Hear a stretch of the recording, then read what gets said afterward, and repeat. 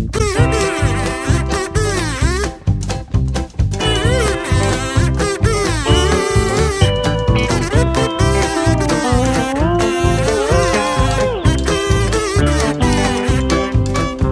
evening. Oh, it's a little after 9 here in Youngstown, Ohio. 9 p.m. that is. And figure I'll show you a quick couple stash ad things and a couple updates and get my butt ready for bed.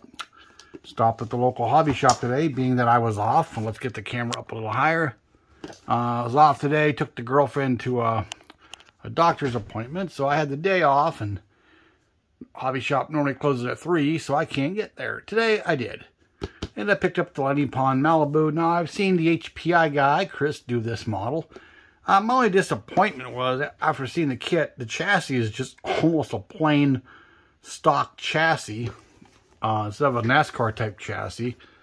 Which I know some cars in certain classes, there was a guy I used to work with, had like a Firebird, like a either a Firebird or a Camaro, like a late 70s, early 80s that he raced, and it was basically a stock chassis. I mean, it had some upgrades and stuff, but, you know, it was just a car that was gutted, and it was raced. But to do a more NASCAR type thing, I may need to do what Lucas C did and put the Thunderbird chassis under here from the Monogram kits, or some other reasonable facsimile thereof.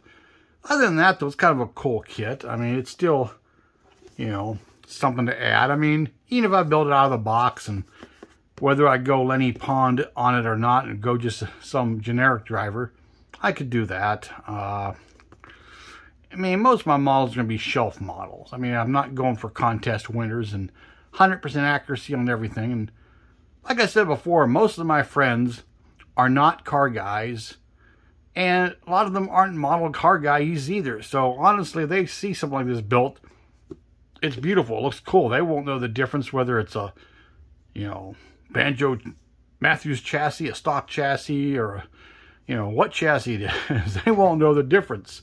Most of them won't even know what make and model this car is. So, you know, I get away with it there. And I picked up more of the Gopher drag racing license plates.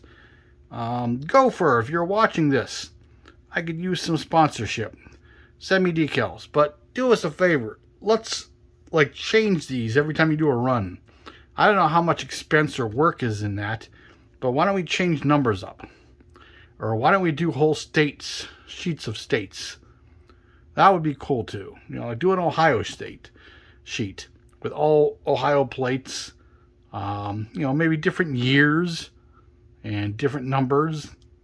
And, you know, because I do a lot of the slot car bodies, and I normally, if it's going to South Carolina, I'll put a South Carolina plate on it, and so on and so forth. But the only problem is they only give you so many of each, and it becomes the same numbers. And a lot of my customers are in the same states. So after a while, all their cars are going to have the same plates. So, you know, change it up, Gopher. If anybody from Gopher is watching this, you know, do something about this. But, yeah. I mean, I do love these. I don't use them as decals, so I cut them off the sheet and just take a marker and I paint the edge where the white paper is, and I just glue them onto the car so they have a thickness. Okay. And as for things I've been up to, let's get some more light on the subject. Got the Mustang polished out. You could use just a little more, especially on the hood. I was doing that. I wet sanded it really lightly, then polished it. And it looks pretty good. I mean, glossier than it was. It could use a little bit more, but you could still see, you know, the reflection of the lights and that in the roofs and the hood and everything. But yeah, that one's painted up. I'm probably going to give a little more polishing. The 34 Ford got polished out some and wet sanded. It has, I don't know if it will show up on camera or not. Probably won't. You can see it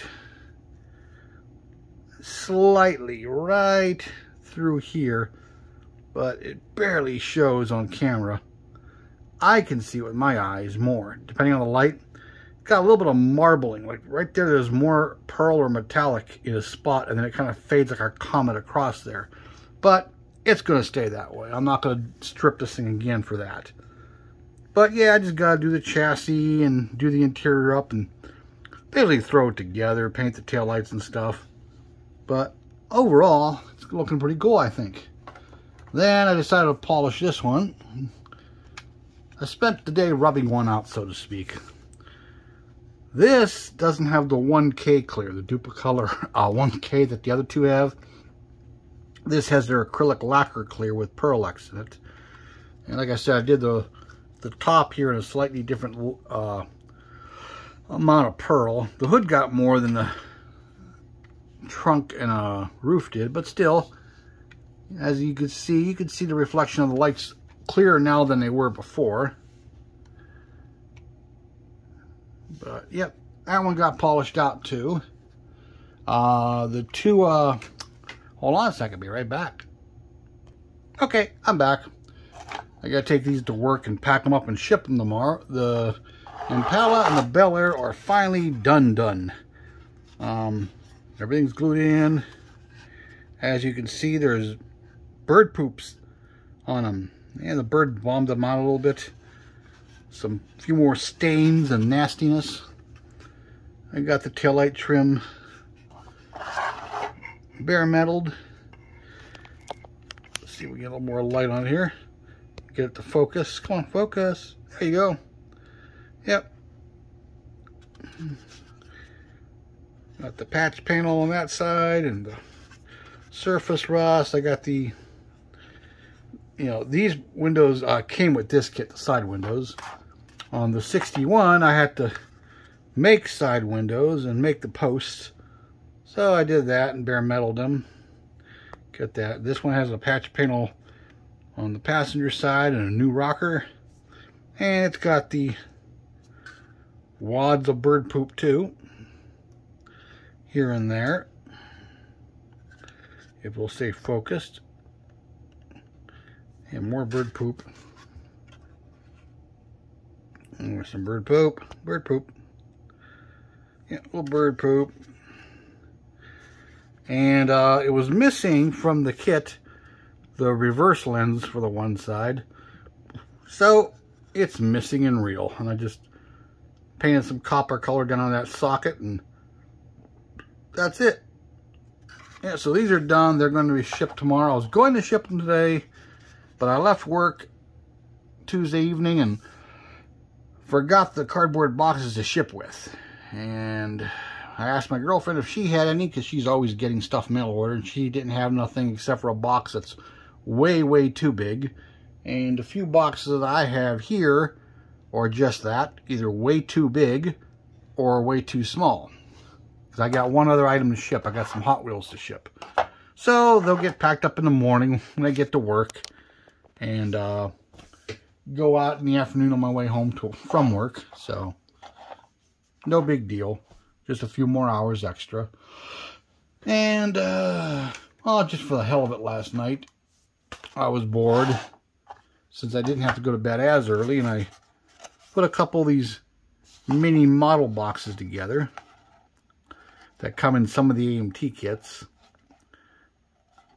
You cut them out and fold them and glue them. I got a few more, so I have a little art project in mind for them. I've been throwing them away. I've threw so many away, it's not funny. Then I had this idea, I'm like, dummy, quit throwing them out. So I went through all the AMT kits I have here that had these and grabbed them.